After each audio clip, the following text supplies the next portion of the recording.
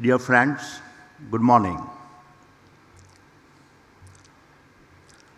I'm honored to have been invited to deliver the keynote at CRISIL's annual Infrastructure Summit. It is a privilege to speak at an event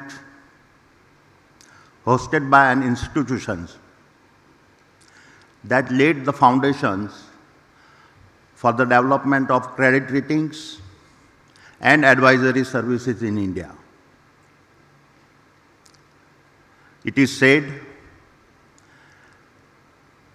that the stories of yesterday are the blueprints of tomorrow. I say this because all we need to do is look back to realize that some of the most dominating times in a nation's history have been the times when they dominated the infrastructure landscape. Even in the ancient world, the Romans had built out an extensive network of over 400,000 kilometers of roads and bridges that spanned rivers and valleys to help with the efficient movement of goods and military. This helped connect their entire empire that spread across several countries. The roads of Rome paved their path to building one of the greatest civilizations of all time. Similarly, the great industrial revolutions, which saw a massive investment in roads, railroads, ports, bridges, and telegraph systems, resulted in an economic boom that accelerated the path for Great Britain to become one of the most powerful nations in the world. And in more recent times, the Chinese infrastructure reforms that started in the late 1970s led to the fastest ever build out of infrastructure. The outcomes are manifested in the progress China has visibly demonstrated. These are all proof points of the fact that infrastructure is a fundamental to any strong economy. In my talk today, I will focus on three key areas. One, the role of government policies and governance in building infrastructures. Second, the future of infrastructure and its interconnection with sustainability. And third, Adani's areas of focus and the role we are playing in developing national infrastructure.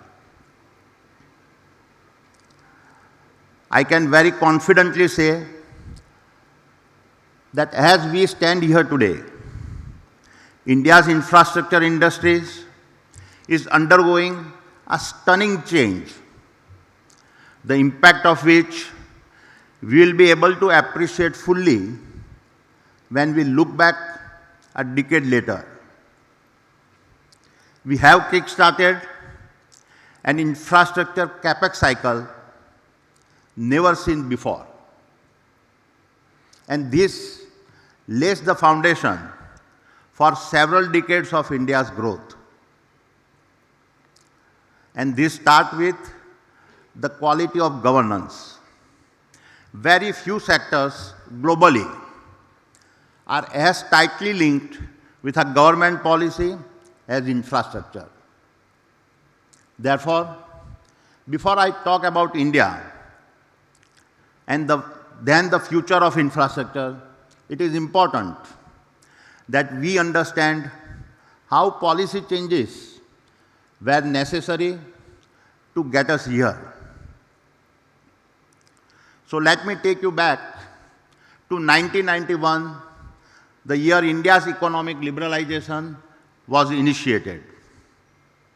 The reforms announced by the late Prime Minister P.V. Narasimha Rao ji and the Finance Minister at that time, Dr. Manmohan Singh, came to be collectively known as the LPG reforms. This stood for liberalizations, privatizations, and globalizations. The reforms marked a watershed moment in India's economic history and dismantled the license Raj, which had seen the government involved in almost every approval that businesses needed. By initiating the 1991 market-friendly reforms, India unlocked the potential of its private sector and set the stage for its subsequent expansion. The statistics tell the story. As per World Bank data, in the 3 decades prior to liberalizations, the Indian GDP grew by 7 times. And in the 3 decades post-liberalizations, our GDP grew by 14 times. There could be no better validations than these numbers on the power of liberalizations. My dear friends, during the license Raj, India's business landscape was dominated by a few established business houses, which navigated the heavily regulated environment by developing strong ties with the government. They tightly managed the licensing requirements. Most of these companies survived in a protected market where entry barriers were very high and there was little penalty for inefficiency. Looking back, I firmly believe that the restriction of capital flows and the tight controls on exports and imports ended up doing significant damage, especially to the capital-intensive infrastructure sector.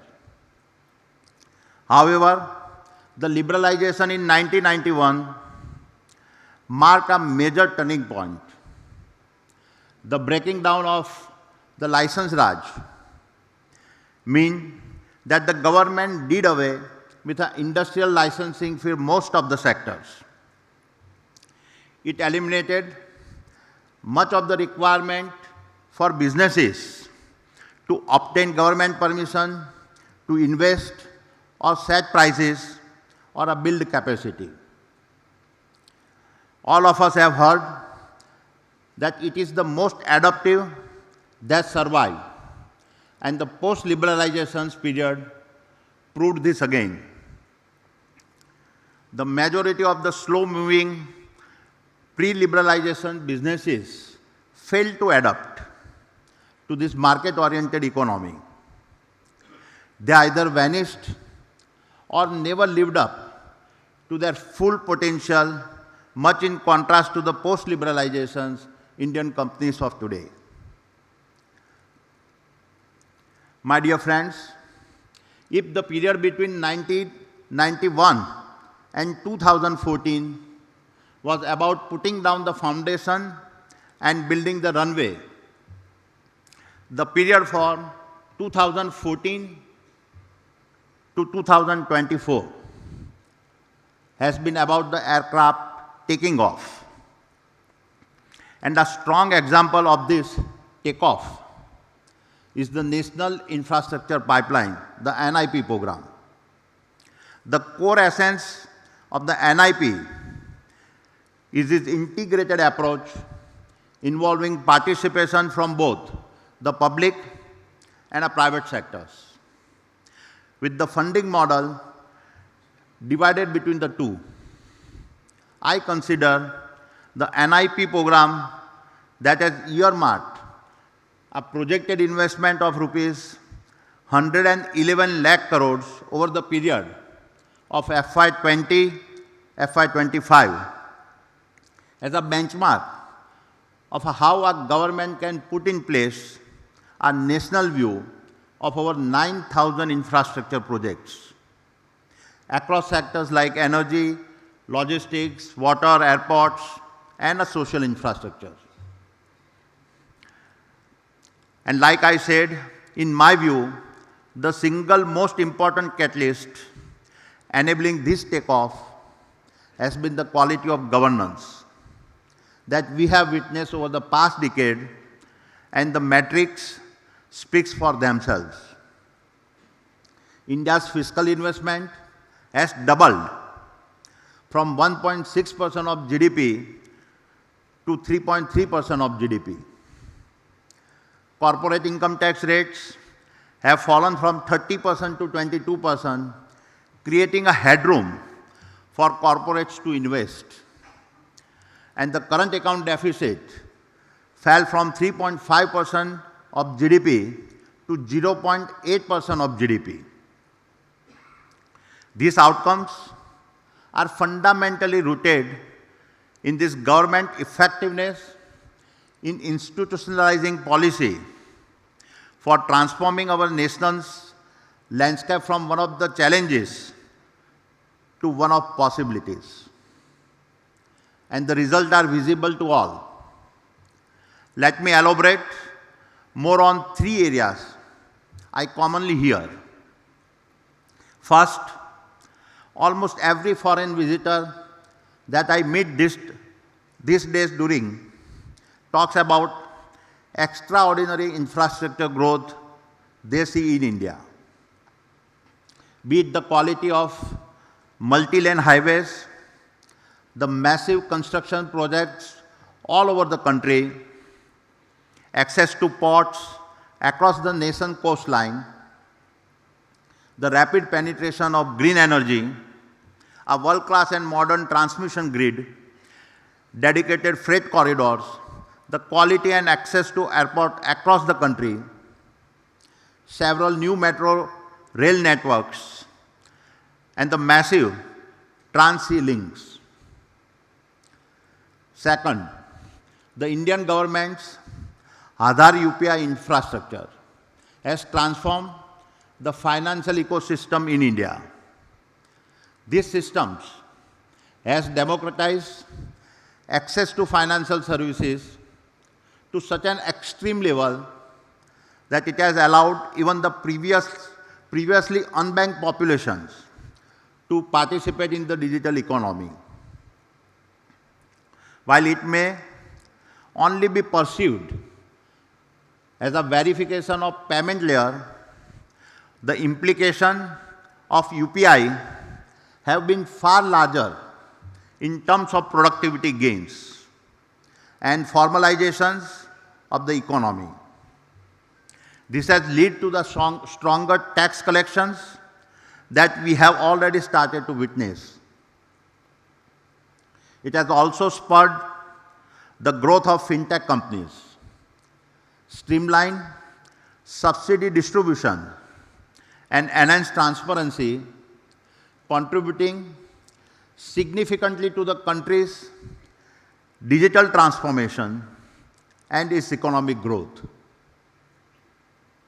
And the third is the very visible aspect about the youngness of India that we formally call demographic dividend. India's median age stands at less than 29 years, while China's median age today is already at 39. What is more remarkable, that even in 2050, India's median age will be just 39 years.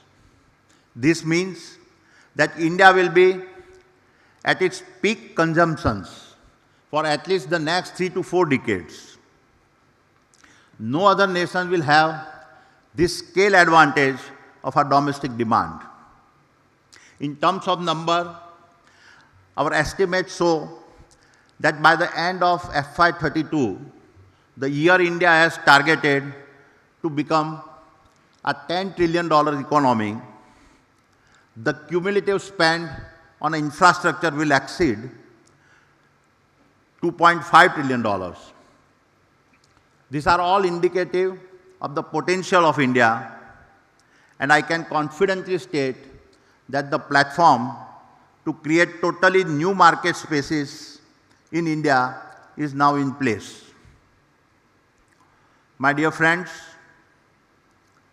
while every conventional infrastructure sector continues to show strong growth, the two emerging ones that I am most excited about are: one, infrastructure to enable energy transition, and second, digital infrastructure. And both of these areas are fast converging and reshaping the landscape of sustainability to create unprecedented market opportunity. The rapid shift to renewable energy sources, coupled with the digitizations of industries, is not just a technological evolution, but also a profound transformation of our entire society.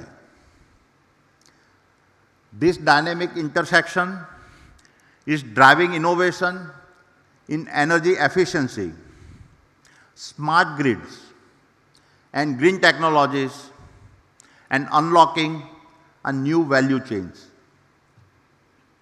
And as data centers and digital infrastructure demand more energy, the push for sustainable solutions becomes even more critical. The scale of opportunity that this new transformation presents for businesses in India is expected to be in trillions of dollars over the next 3 decades. Let me first expand on the energy transition space. This will fundamentally change the global energy landscape forever. The global transition market was valued at approximately $3 trillion in 2023 and is expected to grow nearly $6 trillion by 2030, and thereafter double every 10 years till 2050. As many of you know, in the case of India, our country aims to install 500 gigawatts of renewable energy capacity by 2030. This ambitious target will require annual investment of over $150 billion. The transition to green energy in India is expected to generate millions of new jobs in a sector such as solar and wind, energy storage, hydrogen and its derivatives, EV charging stations, as well as grid infrastructure development. The energy businesses that help to enable this transition will also create opportunity to monetize carbon credits. In fact, the Task Force on Scaling Voluntary Carbon Markets estimates that the demand for carbon credits could grow at over 30% and exceed $3 trillion by 2030. Therefore, I would go as far as to say that in the days ahead, the availability of the green electron will be the primary driver of our nation's economic progress. And in my opinion, the market size of the green electron as of now has no limits. Now let me talk about the digital infrastructure space and the emerging opportunity here. As all of us increasingly rely on our digital platforms for almost everything we do, it is leading to an explosive growth in our data generation. Data is indeed the new oil, and this has meant that we have now arrived arrived at a world where the AI revolution sits at the core of every digital initiative. And at the heart of all these actions is the data centers, the critical infrastructure needed to power all forms of computational needs, especially AI workloads for machine learning algorithms, natural language processing, computer vision, and deep learnings. All of this is dependent on the ability to process data at unprecedented speed and scale, which are the precise capabilities that data centers provide. However, this will need a massive amounts of energy, making the data center business the largest energy consuming industries in the world.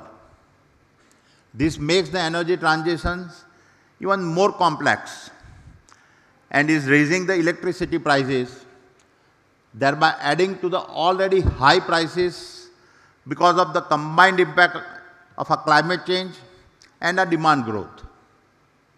The fact is that the infrastructure required for energy transitions and the infrastructure required for our digital transformations are now inseparable as the technology sector becomes the largest consumer of the precious green electrons. My dear friends, we are well aware that there is no greater multiplier for GDP growth than that delivered by infrastructure investment. It is the foundation that allows efficient and frictionless flow.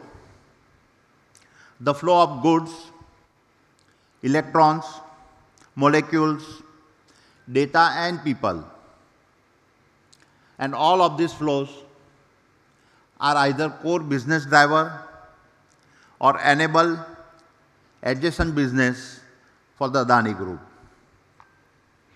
And over the past 30 years, we have leveraged these drivers to become the world's second largest solar power company, India's largest airport operator with 25% passenger traffic and 40% of air cargo, India's largest ports and logistic company with 30% of national market share, India's largest integrated energy player spanning across generation, transmission and distribution, LNG and LPG terminals, and city gas and pipe gas distributions.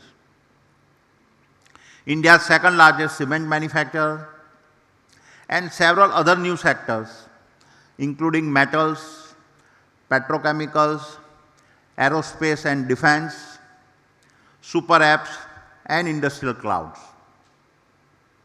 However, while our past stands as a monument to our resilience and success, the emerging future opportunities are even more exciting. And nothing holds more potential than the two I have outlined, the energy transition space and the digital infrastructure space. These are trillion-dollar opportunities to capitalize on and will transform India both at a local and at a global space. This is why the Adani Group is making a massive investment in both these areas. The next decade will see us invest more than $100 billion in the energy transition space and further expand our integrated renewable energy value chain that today already spans the manufacturing of every major components required for green energy generations. We are confident that we will produce the world's least expensive green electron that will become the feedstock for several sectors that must meet the sustainability mandate. And to make this happen, we are already building the world's largest single-site renewable energy park at Khavda in the district of Kutch.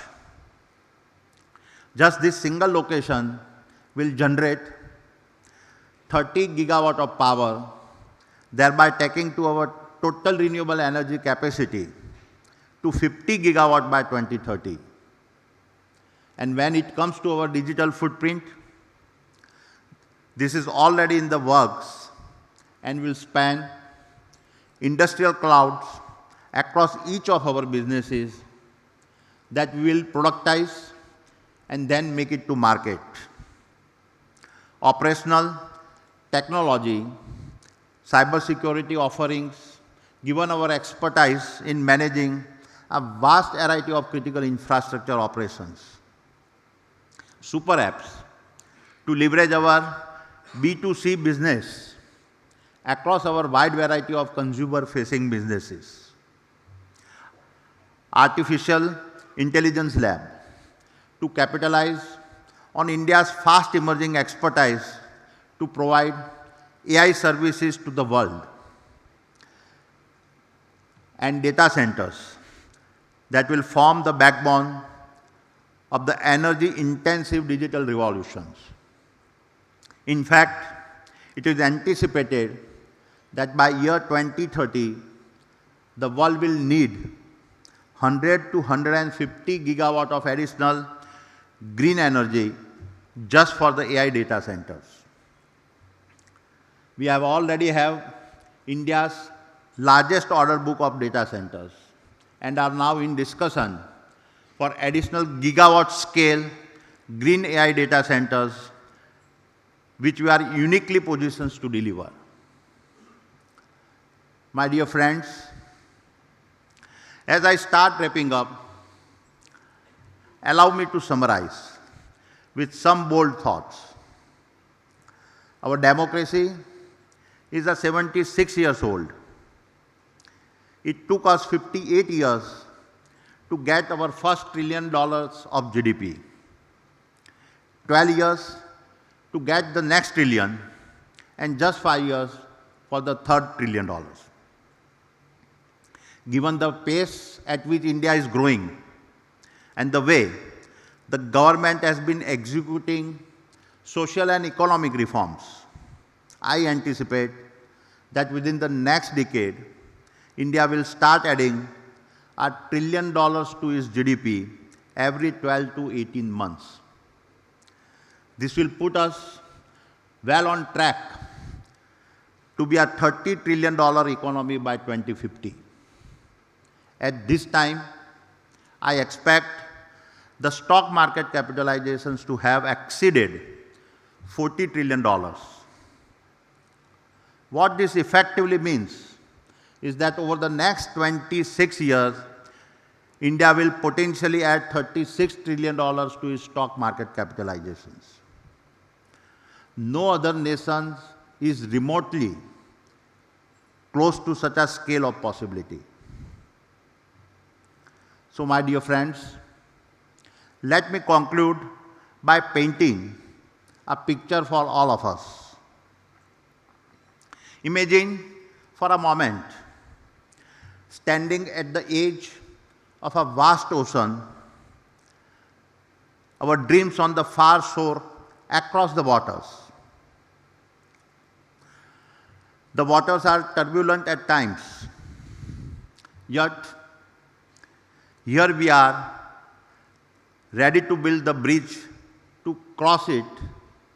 Our hopes, our optimisms, our beliefs, and our spirits align to fulfill our aspiration as we work together to bring India back to its full glory.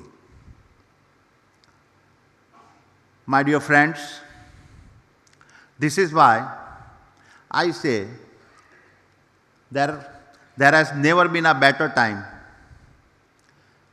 to be Indian. Jai Hind. Thank you.